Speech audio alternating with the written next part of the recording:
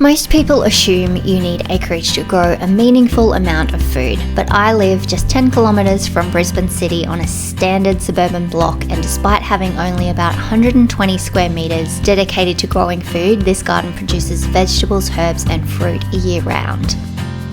I only have 4 raised beds, 2 border gardens and a collection of grow bags, but every part of this space is working hard.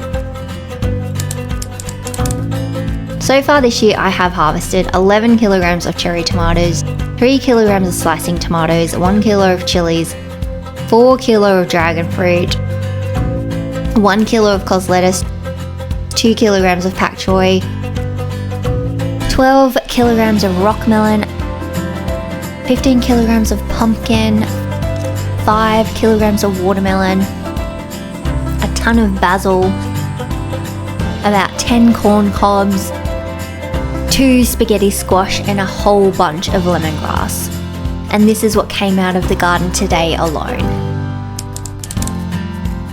In my raised beds at the moment, I have 17 broccoli, 9 cauliflower, 5 green cabbage, 2 red cabbage, 47 onions, 24 garlic, a whole bunch of carrots, celery, leek, lettuce, and loads of herbs like coriander, dill, thyme, oregano, sage and flowers.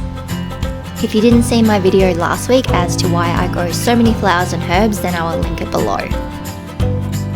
In my grow bags I have more broccoli growing and potatoes. Although I only have 4 raised beds, which doesn't seem like much compared to other homesteaders you see online, as soon as I harvest something in the garden, I have a seedling ready to take that spot.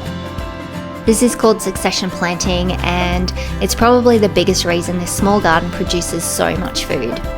So I have a continuous supply of food coming out of the garden. While these cabbages, broccoli and cauliflower are growing, I've already got another tray of seedlings ready to go. Because of this garden, I rarely buy herbs, lettuce, celery, spring onions, chilies and seasonal vegetables anymore. One area of the garden that often gets overlooked is the fruit trees. While the vegetables get replanted every season, these trees are working away in the background year after year, producing food with very little effort from me once they're established. Along this border bed that we built back in January, and I will link that video below if you want to watch that, I have mulberry, banana, avocado, orange, apricot, mango and apple. While in the garden bed on the other side, some things are in ground and some are in pots.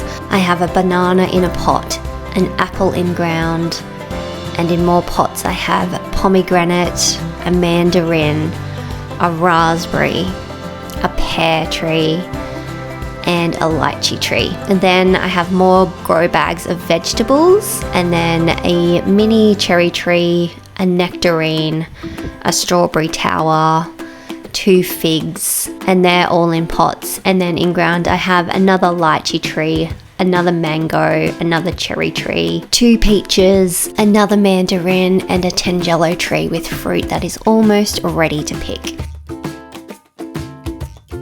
And one of the things I love about growing fruit is that it spreads the harvest throughout the year. As one crop finishes, another is just getting started. Not only do fruit trees provide fresh food, but they also make great use of vertical space in a small suburban garden. Instead of only growing at ground level, I'm producing food above my raised beds as well. And when you start adding up all the fruit, herbs and vegetables coming from different parts of the garden, it's amazing how much food can come from a relatively small space. For me, growing food isn't about becoming completely self-sufficient, it's about producing as much as I can, reducing my reliance on the supermarket and enjoying fresh organic food picked straight from the garden. When people think about growing food, they often imagine needing a large rural property, but this garden is only about 120 square metres and it sits just 10 kilometres from Brisbane CBD. Yet it provides a constant supply of fresh vegetables, herbs and fruit throughout the year. And because I'm always harvesting and replanting, there's always something new on the way. The secret isn't having more space, it's making the most of the space you already have. Every time a crop comes out, another one takes its place. Little by little, season by season, those small harvests add up to something pretty significant. This little patch of land might not look like much from above, but it proves that even in the middle of the city, you can grow a surprising amount of your own food. I'd love to know how much you're growing at home, so let me know in the comments below. And if you'd like more ideas of how to grow more food in less space, make sure you're subscribed to the channel because there's plenty more to come. I am waiting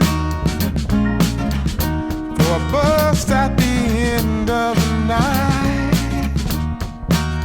under street lamp.